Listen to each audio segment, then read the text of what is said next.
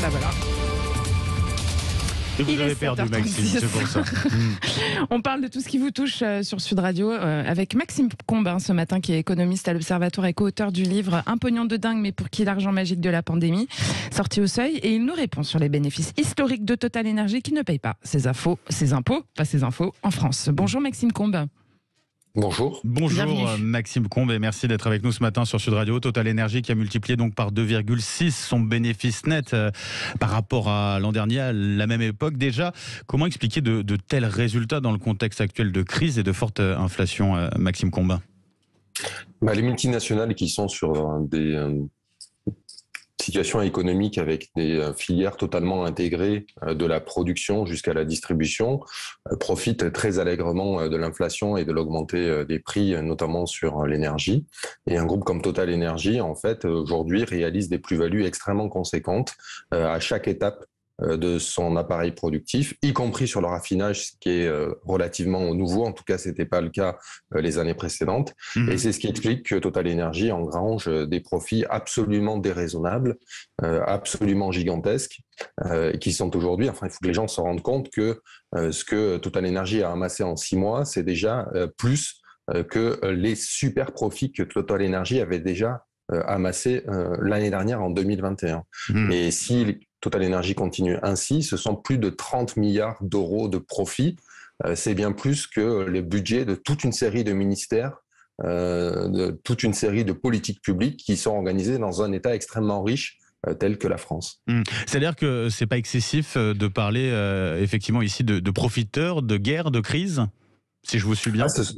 Ce sont des profiteurs de crise, ce sont des profiteurs de guerre et ce sont des super profits en ce sens où Total Énergie n'a pas inventé un produit nouveau, Total Énergie n'a pas investi massivement dans un nouveau secteur, Total Énergie n'a pas pris des risques extrêmement conséquents pour développer son activité. Non, Total Énergie se tourne les pouces et voit à la fois son chiffre d'affaires s'accroître et ses profits augmenter simplement parce que les prix internationaux sont en train d'exploser. Et au moment où nous avons face à cela des pouvoirs publics qui ont l'obligation de mettre de l'argent sur la table pour que chacun d'entre nous soit effectivement soutenu ou protégé. Vous parlez de la ristourne sur les prix à la pompe, bien sûr.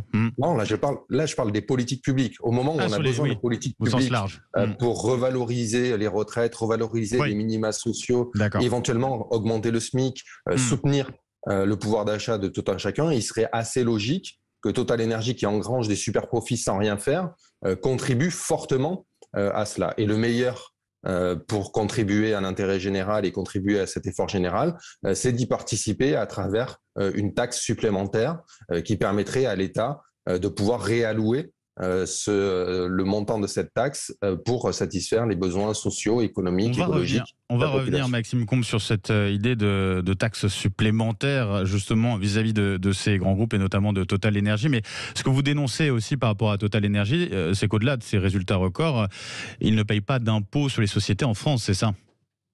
Ce sont nos révélations, donc de l'Observatoire des multinationales, à travers un article qui a été publié chez vos confrères de Basta ce jeudi matin et qui montre effectivement relativement simplement sur la base de données qui ont été publiées par Total Énergie mais que la presse économique française n'a pas reprise, et c'est assez étonnant, qui montre effectivement que Total Énergie n'a pas payé d'impôts sur les sociétés, d'impôts sur les bénéfices en France, ni en 2020. Alors ce qui était assez logique, c'était l'année de la pandémie. Et donc l'exercice de Total Énergie à l'échelle planétaire est déficitaire, mais également et surtout en 2019, où Total Énergie avait réalisé plus de 10 milliards de profits à l'échelle internationale. Et Total Énergie nous explique que finalement, ils ne réalisent aucun profit pour l'ensemble de leurs activités réalisées sur le territoire national. Et ça, c'est extrêmement surprenant parce que l'activité de Total Énergie en France, c'est 21% de son activité totale.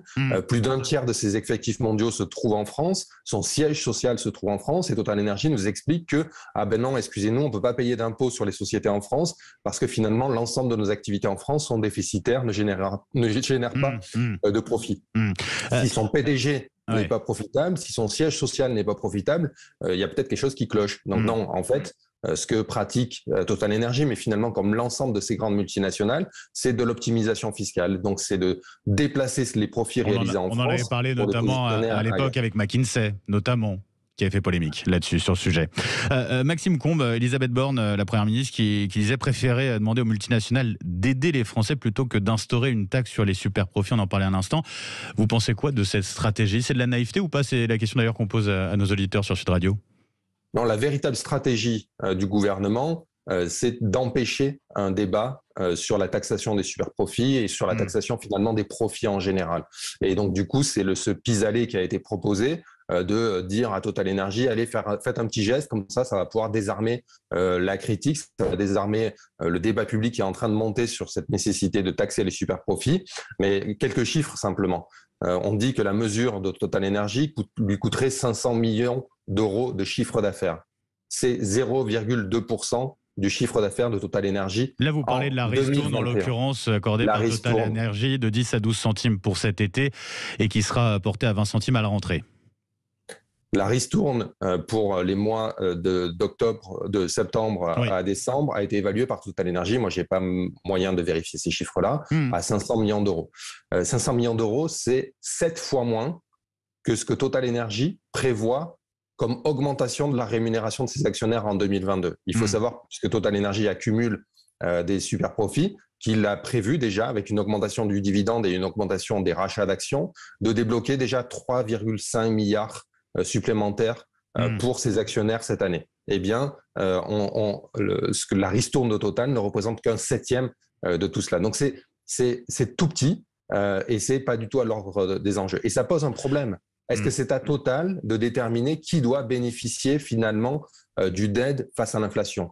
L'inflation aujourd'hui, elle touche y compris ceux qui n'ont pas de voiture.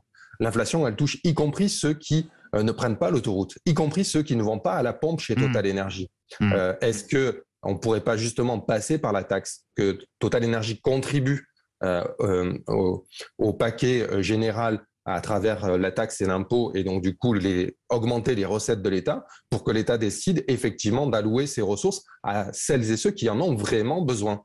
Est-ce que les très riches de ce pays qui ont des super 4x4 et qui vont faire leur plein chez Total Energy doivent bénéficier d'une ristourne à la pompe? C'est pas nécessairement ce qui est à privilégier. Donc en fait, le gouvernement essaie d'éviter le débat. Pour conclure, Maxime Combes, ce qui est surprenant, c'est qu'on voit que le Royaume-Uni, à côté de ça, et qui n'est pas connu pour être un régime antilibéral d'une certaine manière, bien au contraire, a décidé justement de mettre en place une taxe supplémentaire pour les géants gaziers et pétroliers.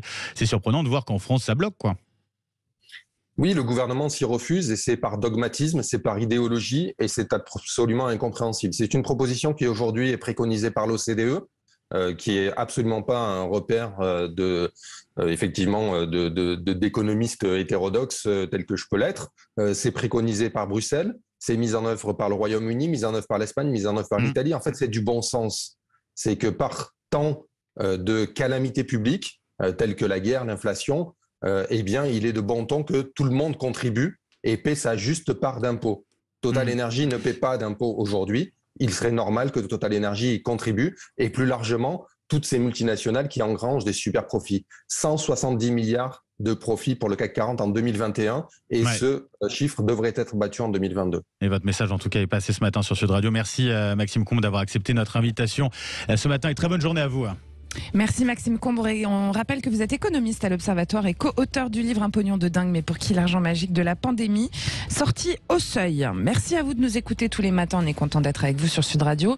Dans un instant, c'est l'été de l'emploi de Jérôme Laverny. Alors le sujet du jour, c'est Saint-Gobain et puis l'autoroute des vacances de Guy Carlier.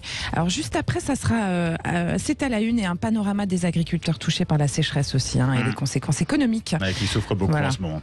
Restez là, nous on revient tout de suite.